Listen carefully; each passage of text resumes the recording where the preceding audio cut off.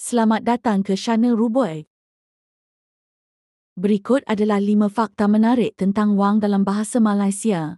Pertama, wang kertas pertama di dunia.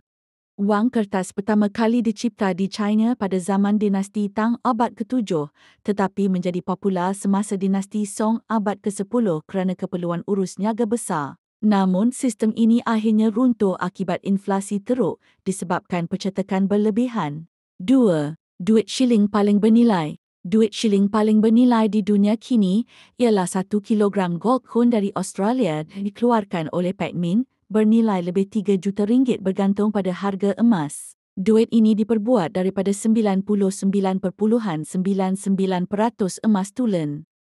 3. Wang paling tidak bernilai. Hiperinflasi di Zimbabwe 2008 menghasilkan wang kertas bernilai $100 trilion Zimbabwe yang tidak cukup untuk membeli sebuku roti. Inflasi ketika itu mencecah 89.76%. 4. Wang daripada bahan unik. Garam digunakan sebagai mata wang di Rom kuno asal perkataan salai dari bahasa Latin salarium. Hanya 8% wang di dunia wujud dalam bentuk fizikal shilling dan kertas. Selebihnya 92% wujud secara digital seperti akaun bank, saham atau kripto contoh Bitcoin.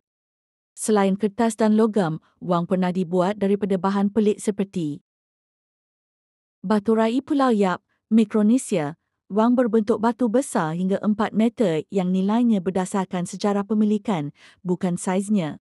5. Wang digital vs. Wang fizikal. Wang palsu tertua ditemui di Turki abad ke-6 sebelum Masihi. Duit shilling palsu, berlapis emas nipis, menutupi tembaga. Fakta bonus.